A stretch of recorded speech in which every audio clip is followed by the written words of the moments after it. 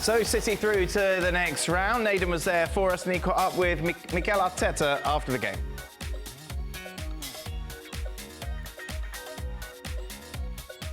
Good evening, Mikel. Obviously, it's a disappointing result, but how do you rate the performance overall from your team? Yeah, very disappointed because I think we could have taken much more from the game, and just a small mistake in the box punished us, and unfortunately we are out. But I think there are a lot of things, especially the way and the courage and the personality we showed to play the way we played against him, which is never easy. I think the boys deserve a lot of credit for that. It seemed as though you were very comfortable in the first half overall, but then it wasn't necessarily quite the same in the second half. What would you put that down to, would you say? I think the start of the second half, but I think we were very dominant in the second half again, and we have some big openings that we didn't put the ball in there to the right player to put them in the net, and unfortunately in these games you need that to win them. And what exactly is the mood like in the dressing room right now? Because I think lots of people have seen Arsenal play very, very well this season and be rewarded with points, especially in the league, obviously. But as I say, what is the mood right now amongst those players? This is another level, and to beat this team at the Etihad, you have to be ruthless and you have to be so convincing, especially in the boxes. And to do that, obviously, in these games is not easy, and we like that today. And obviously there's been a lot of talk about this game in the build-up because it was City versus Arsenal, but it is still the fourth round of the FA Cup. Did you have to approach this game any differently because of the nature of the team you're playing against, or did you approach it in the same way as just part of the process? We approached it in the same way, and we wanted to give opportunities as well to the players that they didn't play a lot of minutes, and I think they did really, really well. And the positives that you and your players can take from the game today? Sorry? The positives that you and your players can take from the game today? A lot of positives, but the disappointment of being out right now probably doesn't allow me to see that many. Thank you very much. Arteta there kind of referring to something you said in the preview, Stevie. Regardless of who the opposition was today, they had a plan and they stuck to that plan. But they're out now. And he didn't look that baller, did he?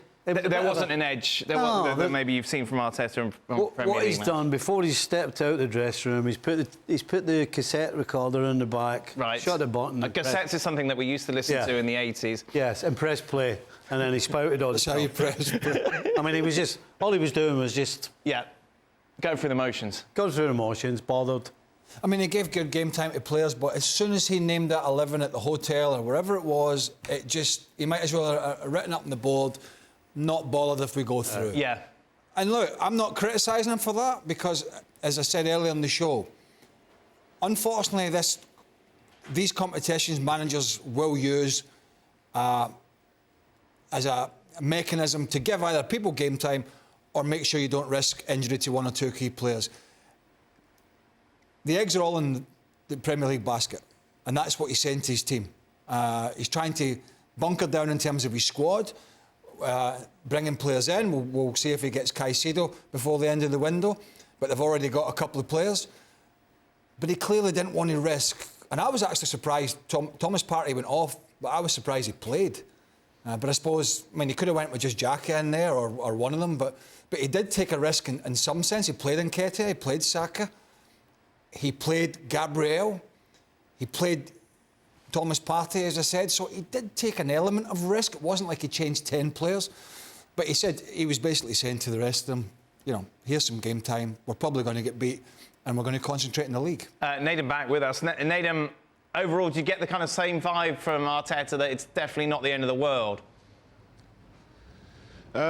Possibly, but in that last question which I asked him, he's talking about the disappointment of the defeat. He was trying to talk about the positives of players getting the game time and how he did want to rotate, but I was with him for 2 minutes. He didn't seem too cheery then, I'll be perfectly honest with you. So I think there is an element of disappointment that exists within him, but when things settle, I'm sure he'll be happy to just focus on the league and the Europa League when that starts back up in a couple of months. There seems to be a theme of you interviewing managers and them not being happy, Nedum.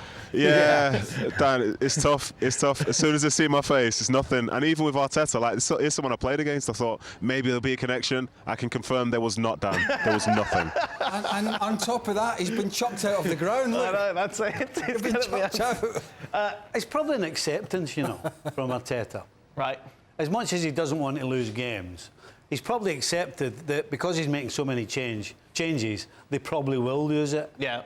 But, we're always talking about how do you keep a squad happy? Well, the only way you keep them happy is by giving them some time. So really, he doesn't have a choice in a lot of ways when it comes to the FA Cup, because if he has players around that just never play, eventually they become a distraction. Right. So he's he's handed a little time. That's kind of the actor in him there. I mean, that's him putting. I think it's him putting an act on. And it's like, Right. Well, he probably doesn't like Nedum.